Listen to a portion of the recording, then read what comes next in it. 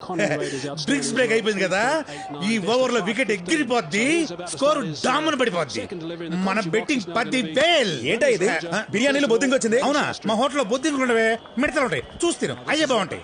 ఏ over లో wicket పడిపోద్దో, ఏ over లో 6 కొడతారో మనం ముందే ఊహించగలం. అదే మన 6th సెన్స్. డబ్బు గురించి నువ్వు ఆలోచించుకో, అది ఎప్పుడు మన బ్యాక్ ప్యాకెట్ లో ఉంటది. యా, బెట్టింగ్ నేను ఆల్వేస్ రెడీ.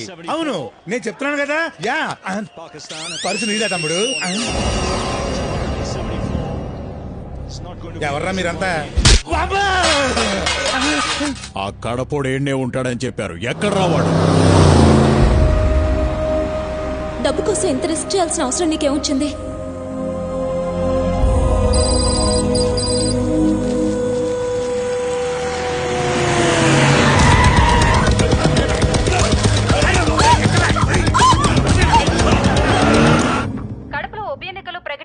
దీనికి సంబంధించి మరిన్ని వివరాలు మా ప్రతినిధి సాయి అడిగి తెలుసుకుందాం.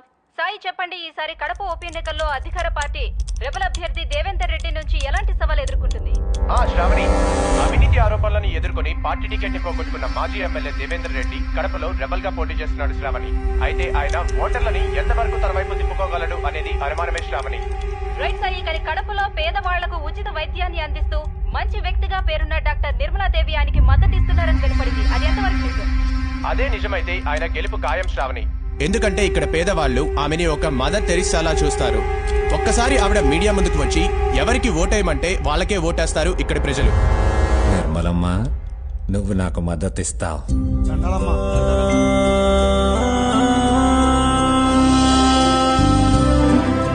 అన్నా అన్నా, ఆకలిస్తుందన్నా, తినేదానికి ఏదైనా పెట్టన్నా ప్లీజ్ అన్నా. మీ అమ్మా నాన్న ఎక్కడా? మా అమ్మ చచ్చిపోయినది, మా నాన్న జైలుకెళ్ళాడు. అయ్యో, సరే నాతోరా.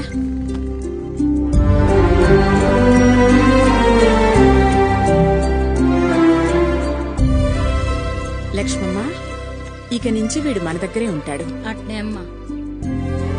దండాలమ్మా. Good morning ma'am.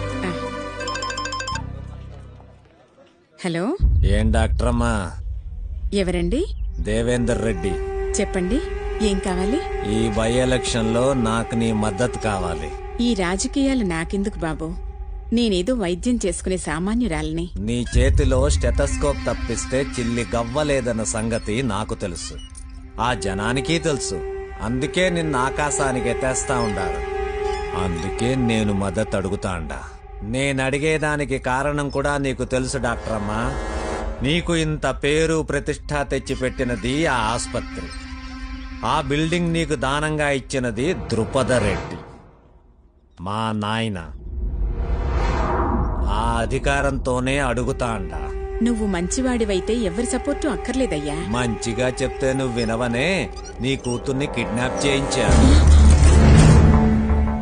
గంటలో మీడియా నీ కాడికి వస్తాది. నాకు మద్దతు ఇస్తుంటానని చెప్పు, లేకపోతే నీ కూతురు బాడీ నీ ఇంటికాడికి వస్తుంది.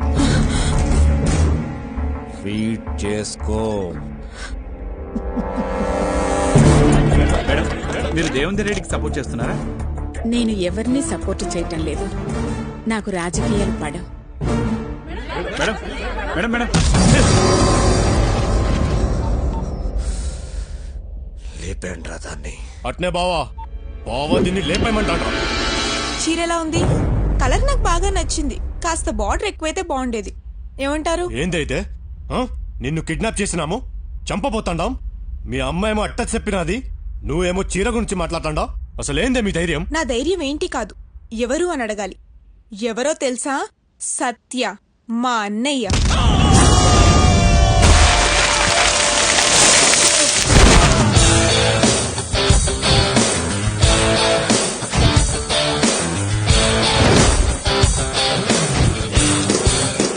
కడప మంచికి చెరుగ్గడ, చెడ్డకి రగడ.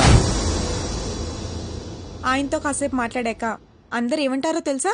అస్సలు నువ్వు ఏడుండాల్సిన కాదు భయ్యా. నమస్తే. రైతులకు కూడా లాభం రావాలి కదా.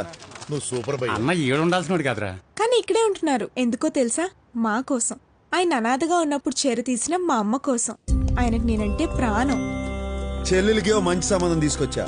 ఆడు ఏడ చదువుకుని అమెరికాలో పనిచేసేవాడు కాదు, ఆడు ఆడ చదువుకుని ఏడ సేవ చేద్దాం అనుకున్నాడు. పైగా డాక్టర్, మంచోడు. దాని పెళ్లి సరేరా, నువ్వెప్పుడు చేసుకుంటావు? అవునన్నయ్య, నీ పెళ్లితో పాటే నా పెళ్లి. అయితే పిల్లని చూడండి, పెళ్లి చేసుకుంటా పని అయిపోతుంది. అమ్మా డాక్టర్ అమ్మలో నన్ను వదిలేయండి. చెల్లై కానిద్దామా? నువ్వు మాతో ఉండమంటే ఉండవు, కానీ సంబంధాలు మాత్రం చూస్తావు. అవునరా, నువ్వు కూడా మాతో కలిసే ఉండొచ్చు కదా. అమ్మా నేను మాసు, నా ఫ్రెండ్స్ మాసు. నేను మీతో ఉంటే మీరే ఇబ్బంది పడతారు. నేను ఏడున్నా మీరు ఏడుంటారు. అయితే ఇప్పుడు ఏమంటావే? అమాయకులకు ఏం జరిగినా ఊరుకోనాయనా. అమ్మ ఫ్యామిలీకి ఏమైనా జరిగితే ఊరుకుంటాడా? ఊరుకోడు, ఏదో ఒకటి చేస్తాడు. ఏం చేసినా నీ దిమ్మ తిరిగిపోయేటట్టు చేస్తాడు. బావా ఆ అమ్మాయిని జాగ్రత్తగా ఇంటికాడ దిగబెట్టరా. బావా చెప్పింది చెయ్యి. బా ఏంద్రా ఇదే? బావా దీన్ని ఇంటికాడ ఇడిచి రమ్మంటా అన్నాడు. దిమ్మ తిరిగిందా? ఏం జరుగుంటుందో చెప్పనా? నేనేందో చూపిస్తా. చూడు రావయ్యా. ఏందే నీ గోల? త్వరగా రా. ముఖ్యమైన ఫోన్ మాట్లాడుతుంటే ఏంది ఈ నస? అక్కడ చూడయ్యా. రా దేవేంద్ర అన్న, అన్నం తిందాం. రే హరి గోపయ్య,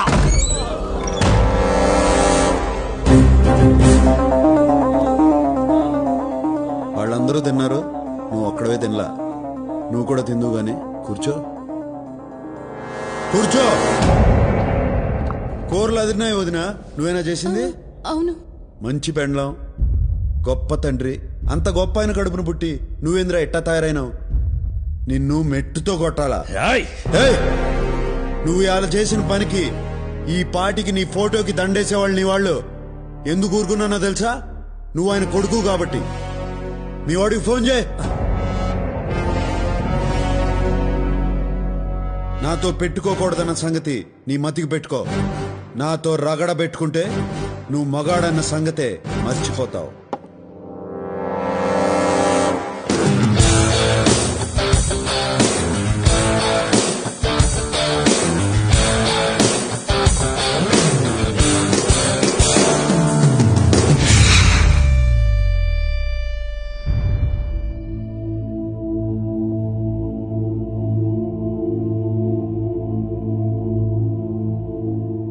అమ్మా, ఈ బిల్డింగు, దాని పరిసరాల్లో ఉన్న భూమి దేవేందర్ రెడ్డి గారి తండ్రి కీర్తిశేషులు ద్రుపదరెడ్డి గారు నోటి మాటగా ఏ విధమైన రాతకోతలు లేకుండా హాస్పిటల్ కోసం మీకు దానం ఇచ్చింది.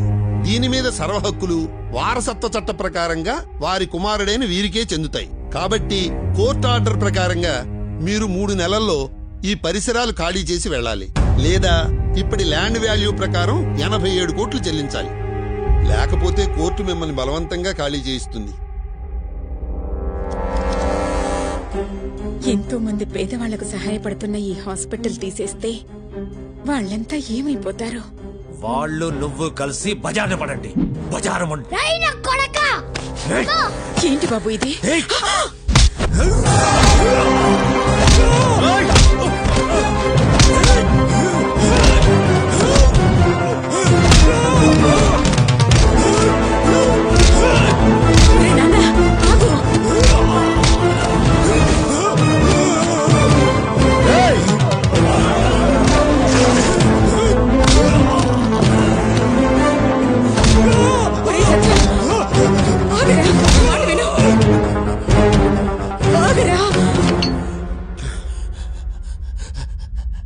అమ్మ ఆపినది కాబట్టి ఆగినా, లేకపోతే కడప రోడ్లంటే ఈడ్చిడ్చి కొట్టి నీ ఇంటి దగ్గర ఇడిచిపెట్టేవాడిని. 3 నెలల పాటు హాస్పిటల్ చుట్టూ కాదు, కడపలో ఏడ కనపడినా ఈసారి కొట్టడం కాదు, పాతి పెడతాను. పోరా!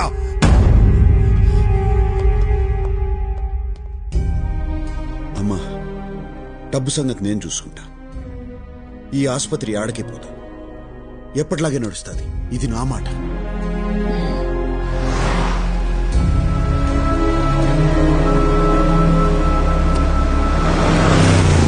అగో అన్న, హీరో అవుతాండు. వాడిని హీరో అనకండ్రా, నా ఈగో హర్ట్ అవుద్ది. అయినా వాడేంట్రా రెస్పెక్ట్ ఇమ్మంటే చచ్చిపోమంటాడు, నెత్తెన ₹1 పెట్టానంటే ఇంటికొచ్చి తీసుకెళ్తానంటాడు. ఎక్కడైనా పర్వాలేదురా, శిరీష ముందంటాడు. అంటే అన్నాడు, శిరీషకి వాడి మీద గంట ఎక్కడ కొట్టుద్దో నాకు టెన్షన్ గా ఉంది. అన్నా నీకు ఫ్లాష్ తెలుసా? ఏంట్రా అది? ఆ శిరీష మేడం కి ఆయన మీద ఎప్పుడో గంట కొట్టిందనా? అన్నా నీకొక స్క్రోలింగ్ న్యూస్ చెప్పమంటావా? ఏంట్రది చెప్పు. గా గుడిలా గంట కొట్టే పొరి బిగిన జంట కోరుకుంటాంది. గా ఇద్దర్లో ఎవరి పంట వండనుందో.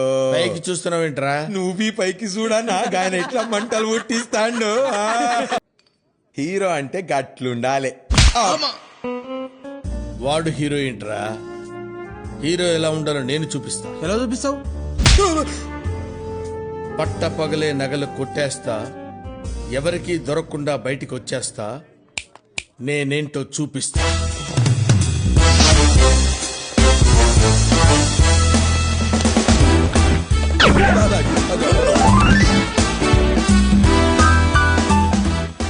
ఆ డిజైన్ చూపించు. Okay sir. This is Krishna Prasad IPS special branch. చెప్పండి సార్, మీకు ఏ సాయం కావాలి? నో, నేనే మీకు సాయం చేయడానికి వచ్చాను. చార్లెస్ బస్వరాజ్ అనే ఇంటర్నేషనల్ జ్యువెల్ థీఫ్. అంటే అంతర్జాతీయ నగల దొంగ? ఎస్, వాడు మీ షాప్ లో రాబరీ చేయడానికి రాబోతున్నాడు. Intelligence report. నిజమా? దేవుడా. ఎక్కడో వెతుకుతావెందుకు, ఎదురుగానే ఉన్నాడు. నేను చెప్పినట్టు చెయ్యి, వాడు చచ్చినట్టు దొరుకుతాడు. చెప్పండి సార్, ఏం చేయమంటారు? వాడు మీ షాపుకు వచ్చే నగలన్నీ సంచిలో పెట్టి ఇచ్చేయమంటాడు. మీరు నగరాలు చేయకుండా ఇచ్చే, మేము వాడి కోసం బయట రౌండ్ అప్ చేసి ఉంటాం. వాడిని రెడ్ హ్యాండెడ్ గా పట్టుకుంటాం. ఆ తర్వాత వాడు జైల్లో గోడలు చూసుకుంటూ కూర్చుంటాడు, మీరు షాపులో గోల్డ్ చూసుకుంటూ కూర్చుంటారు. Okay, thank you sir. బయట సెక్యూరిటీ లేకుండా చూడండి. సెక్యూరిటీ ఉంటే వాడు భయపడి రాడు.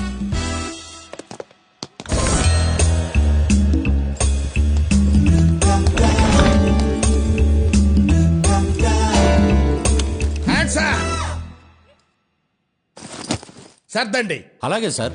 నువ్వు దీవయ్యా. చూస్తావేంట్రా డిప్టీ?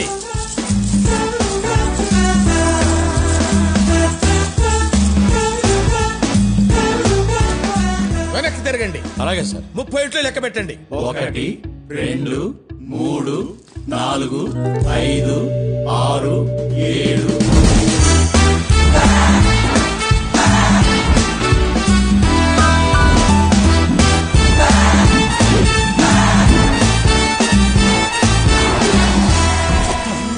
అన్నా, నువ్వు నిజంగానే హీరోవే? అవునా? ఆ విషయం తెలియని వాళ్ళకి చెప్పరా. పదా బండెక్కు. అన్నా జర లెఫ్ట్ కి సైజు పెట్టరా. అదే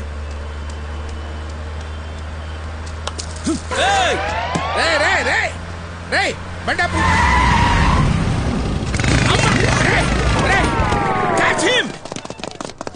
అన్నా అన్నా, ఏమైంది? ఒకడు బ్రాస్లెట్, ఇంకొకటి చైన్.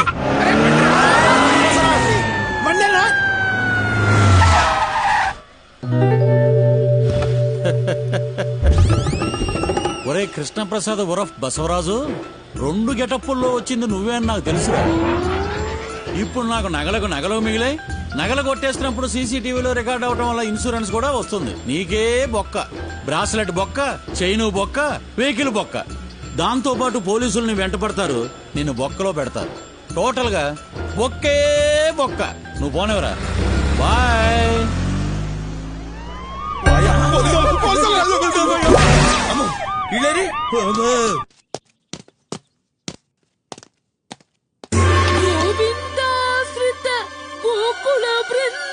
మళ్ళా ఏమైనది పంతులు?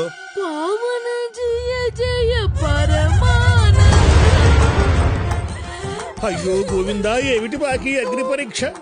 కాలి నడకన నీ కొండకొస్తున్నావే, వచ్చినప్పుడల్లా మా పడు ధైర్యకి గుడ్డు కొట్టిస్తూనే ఉన్నావే. నువ్వు ఏడవకే, నీకు అసలే లో బీపీ. నీ ఏడుపు కూడా మేము ముగ్గురు ఏడుస్తానులే తరా కాస్త. ఆపండి. ఇప్పుడు చెప్పండి, అసలు ఏంది మీ కథ? మాది విజయనగరం దగ్గర ఒక పల్లెటూరు అండి. మా అన్నయ్యకి ఇక్కడ హైదరాబాద్ లో ఒక సాఫ్ట్వేర్ కంపెనీలో ఉద్యోగం వచ్చిందండి. నారాయణ మా నాన్నగారు పౌరోహిత్యంతో సంపాదించిందంతా పోగు చేసి అన్నయ్యకు ఒక ఫ్లాట్ కొనిచ్చారండి. నారాయణ కొన్నాళ్ళ తర్వాత రౌడీ ముక్కలు మా ఫ్లాట్ దగ్గర అదేదో క్రికెట్ బెట్టింగ్ అంటండి, అది పెట్టారండి. నారాయణ పెట్టింది కాక మా అన్నయ్యతో ఆ ఫ్లాట్ ఇచ్చే నీకెంతో కొంత ఇస్తామని బెదిరించారు. మా అన్నయ్య ఒప్పుకోలేదండి. వెంటనే వెళ్లి పోలీసులకి ఫిర్యాదు చేశాడండి. అంతే, మా అన్నయ్యని కొట్టి తీసుకెళ్లారండి. మాకు ఫోన్ చేసి మీ వాడు కావాలంటే ఆ ఫ్లాట్ పేపర్లు తీసుకురండి అని చెప్పారండి. పోలీసులకు కంప్లైంట్ చేస్తే అన్నని చంపేస్తామని బెదిరించారు. దానికి ఇంత ముందు ఏడ్చారు కదా, మళ్ళీ ఇప్పుడు ఎందుకు ఫ్రెష్ గా ఏడుస్తాడారు? మాకు తెలిసిన మంత్రి గారు ఉన్నారని చెప్పాను కదా బాబు, ఆయన ఈ రోజే దిగబడ్డారు. సరే ఆయన కలుద్దాం కదా అనుకుని ఫోన్ లో విషయం చెప్పాను. మీరు పెట్టుకున్నది పెద్దలతో, నేనేమీ చెయ్యలేను అని ఫోన్ పెట్టేశారు బాబు. వెంకటేశ్వర వెంకటేశ్వర అంటే మా అన్నయ్య అండి. నారాయణ. మీ అన్న ఫోటో ఉండదా? ఉందండి.